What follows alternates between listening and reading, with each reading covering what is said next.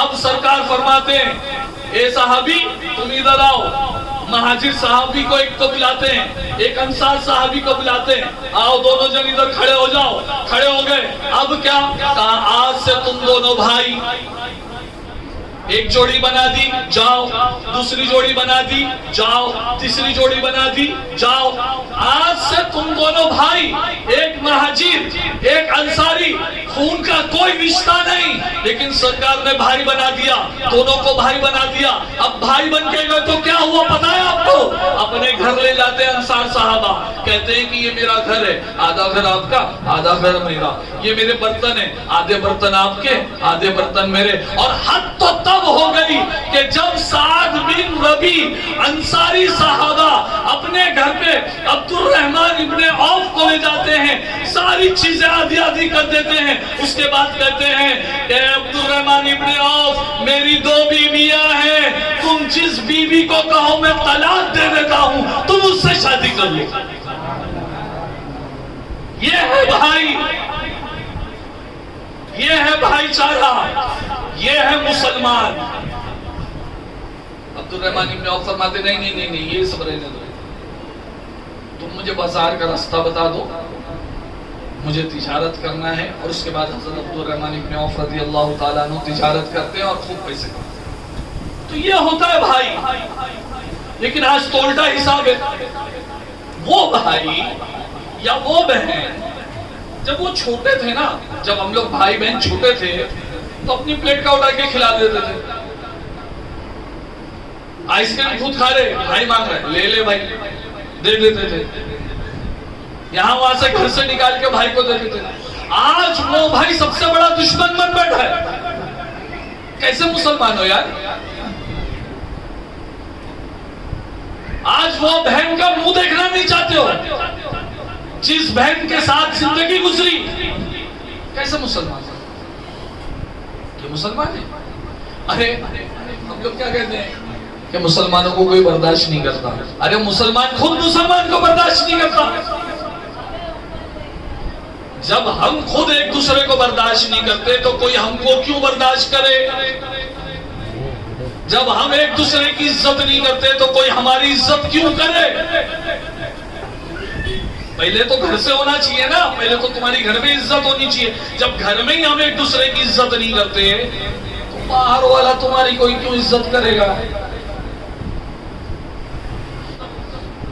سب سے پہلی چیز 2-3 باتیں بتاؤں گا, وہ یہ ہے کہ آپس میں محبت ہونا چاہیے.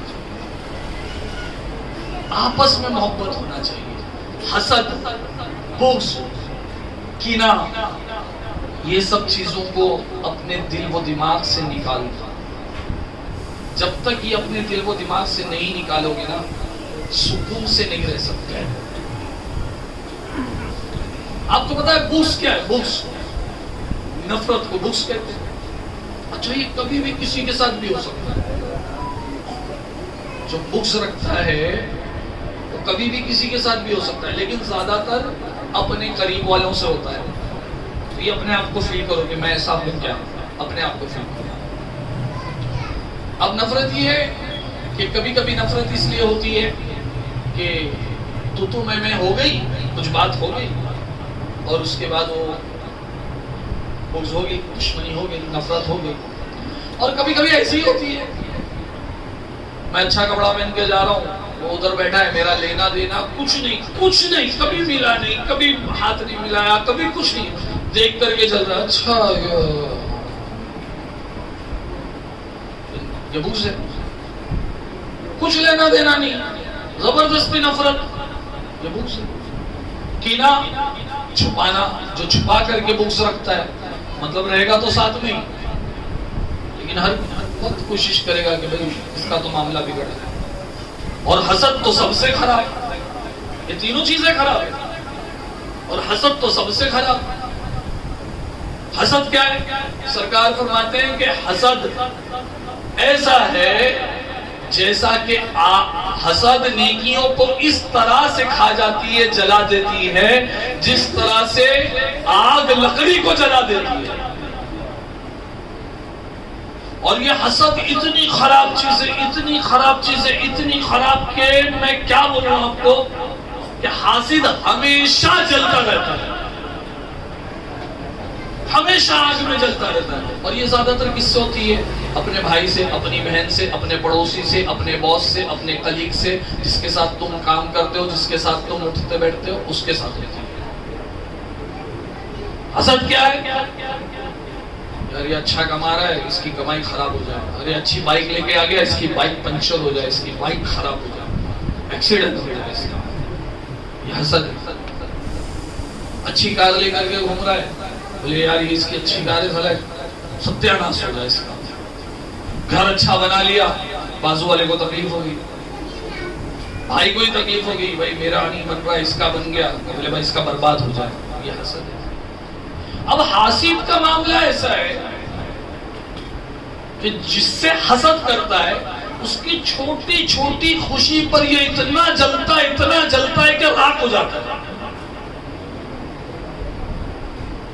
اور اس کو معلوم بھی نہیں سامنے والے کو کہ بھائی میرے سے یہ اتنا چل رہا ہے. تو اپنے دل کو ٹٹولو کہ تمہارے دل میں کسی کے لیے حسد تو نہیں ہے، اور اگر یہ بیماری ہے تو اس کو نکالنے کی کوشش کرو.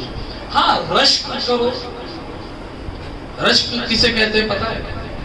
رشک مطلب کسی نے گاڑی خریدا، کسی نے بائک خریدا، اچھا موبائل خریدا، اچھا کپڑا لیا، اچھا گھر بنایا، تو تم رشک کرو نا. رشک کیا ہے؟ ماشاءاللہ بہت اچھا کرتا ہے، اللہ تبارک و تعالیٰ اس کو اور برکت دے. یا اللہ تیرے خزانے میں کیا کمی ہے؟ تیرے خزانے میں کوئی کمی نہیں، تو مالک و مختار ہے. یا اللہ مجھے بھی ایسا گھر دے دے. رشک میں دعا ہے اللہ کی بارگاہ میں، اور اس میں کہ اس کا بگڑے نہیں، اللہ تو اس کو اور دے، تم مجھ کو بھی دے. تو رشک جائز ہے، تو رشک کرو نا کسی سے بھی. اللہ مالک ہے، خالق ہے، اس کے اختیار میں سب کچھ ہے. مانگو اللہ سے، جس اللہ نے اس کو دیا ہے وہی اللہ تمہیں بھی دے گا. یہ عقیدہ تو رکھو. اس کا خراب ہو جائے، اس کا یہ ہو جائے، اس کو میں نقصان پہنچا دوں گا، یہ پہنچا دوں گا، یہ بربادی ہے. یہی وجہ ہے کہ مسلمان آپس میں لڑنے کو تیار ہے. کیا کبھی تم نے کسی مسلمان کی غلطی کی وجہ سے جانے دے بھائی اپنے ہی مسلمان بھائی یہ چھوڑ دو، چھوڑا ہے کیا؟ ارے مسلمان کو تو چھوڑ دو، اپنے ہی سگے بھائی کو چھوڑا ہے کیا کہ بھائی اس سے غلطی ہوگی جانے دے، چل چھوڑ میرا بھائی ہے جانے دے. دل بڑا کرو، دل معاف کرنے کا جذبہ پیدا کرو، مدد کرنے کا جذبہ پیدا کرو. ورنہ ہوگا یہ کہ آپ کو پتہ بھی نہیں چلے گا کہ کوئی حاسد آپ کے پورے گھر کو، آپ کی زندگی کو برباد کر دے گا. لوگ کان بھر بھر کے لوگوں کے گھروں کو برباد کر دیتے ہیں. میں واقعہ آپ کے سامنے تمثیلی واقعہ ہے، تمثیلی مطلب مثال والا واقعہ ہے. میں نے کئی دفعہ شاید سنایا بھی ہوگا، پھر ایک مرتبہ آپ کو سناتا ہوں، اس کے بعد اپنا بیان ختم کروں گا. کہ ایک شخص سے جلتا تھا. یہ سمجھ لیجئے بکر جو ہے وہ زید سے حسد رکھتا تھا. بکر ہمیشہ سوچتے رہتا تھا کہ میں زید کو کس طرح سے برباد کروں.